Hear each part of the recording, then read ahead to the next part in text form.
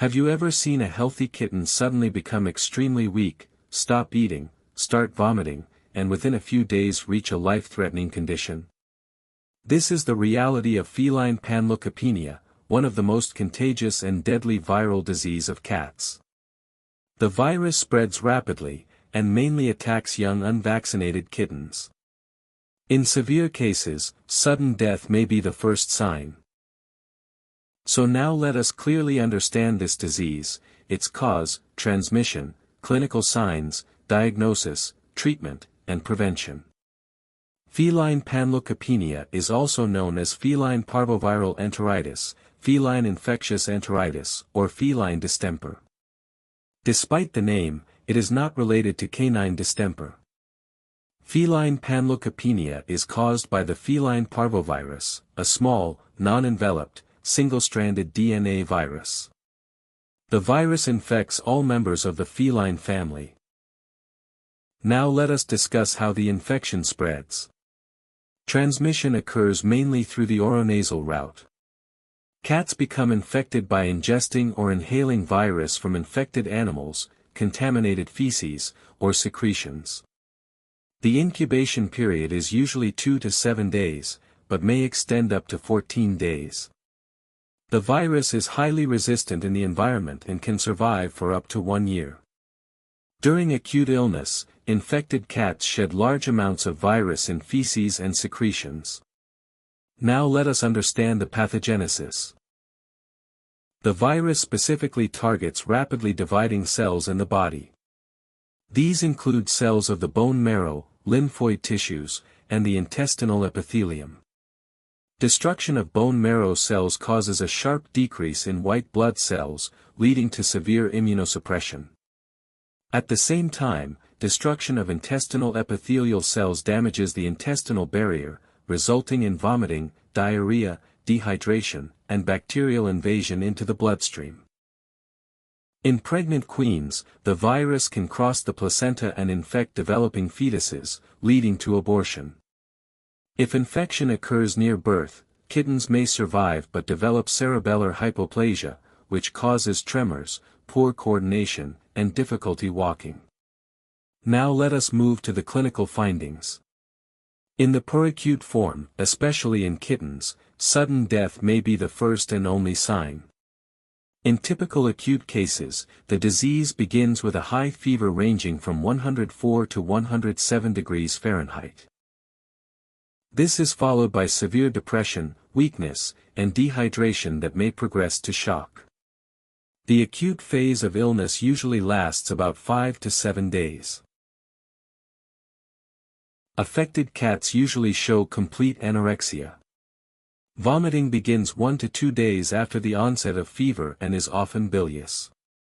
Hypersalivation and abdominal pain are common. Diarrhea may occur but is not always present, and when it occurs it is rarely bloody. As the disease progresses, serious complications may develop. These include hypothermia, hypoglycemia, septic shock, and disseminated intravascular coagulation.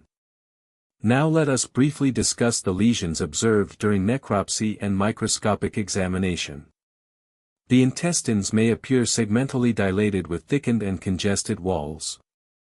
Small hemorrhages known as petechiae or ecchymoses may be present on the intestinal surfaces. Microscopically, intestinal crypts are dilated and filled with necrotic debris, and the intestinal villi become shortened and fused. Now let us discuss diagnosis. The disease is strongly suspected in young, unvaccinated cats, particularly those living in group housing. Laboratory testing helps confirm the diagnosis. ELISA antigen tests can detect viral antigen in feces, vomitus, or rectal swabs. In some cases, vomitus may provide more reliable results than fecal samples. However, vaccination within the previous 14 days may occasionally produce false positive results. Blood tests are also very helpful. A hallmark finding is severe leukopenia. In severe cases, thrombocytopenia may develop due to disseminated intravascular coagulation. Several diseases can resemble feline panleukopenia and should be considered as differential diagnoses. These include salmonellosis, feline infectious peritonitis, toxoplasmosis, sepsis, severe gastrointestinal parasitism, and feline leukemia virus. Treatment of feline panleukopenia mainly consists of intensive supportive therapy because there is no specific antiviral cure. The most important component is aggressive fluid therapy using intravenous balanced isotonic crystalloids, such as lactated Ringer's solution, with potassium supplementation if hypokalemia occurs and dextrose added if hypoglycemia develops. Control of vomiting is achieved with antiemetic drugs such as meropetant or ondansetron. To reduce gastric acidity and protect the gastrointestinal mucosa, acid suppressants such as cimetidine may be administered. Because intestinal damage allows bacteria to enter the bloodstream, broad-spectrum antibiotics are administered, for example metronidazole, along with antibiotics such as ampicillin sulbactam, or marbofloxacin, or cefovecin, to prevent septicemia and control secondary bacterial infection. Hemostatic drugs to control intestinal bleeding and hemorrhagic diarrhea such as tranexamic acid may be administered. Hepatic and metabolic support agents such as Hepacel may be given to support liver function during systemic illness. In severely affected cats, plasma or whole blood transfusion may be required to correct anemia. Once vomiting is controlled, deworming with agents such as fenbendazole can be started. Early nutritional support with small frequent meals is introduced to help restore the intestinal mucosa and improve recovery.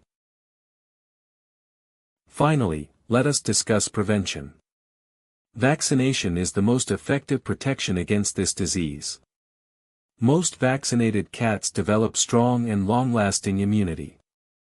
Modified live vaccines are commonly used in shelters and high-risk environments because they produce rapid immunity. Killed vaccines are generally preferred for pregnant queens in low-risk households. The routine vaccination schedule for kittens begins at 6 weeks of age. Booster vaccinations are then given every 3 to 4 weeks until the kitten reaches 16 weeks of age. Another booster is given at 6 to 12 months, followed by revaccination every 3 years. Thanks for watching VetCare. If you found this helpful, don't forget to like, share, and subscribe for more simple and clear veterinary lessons.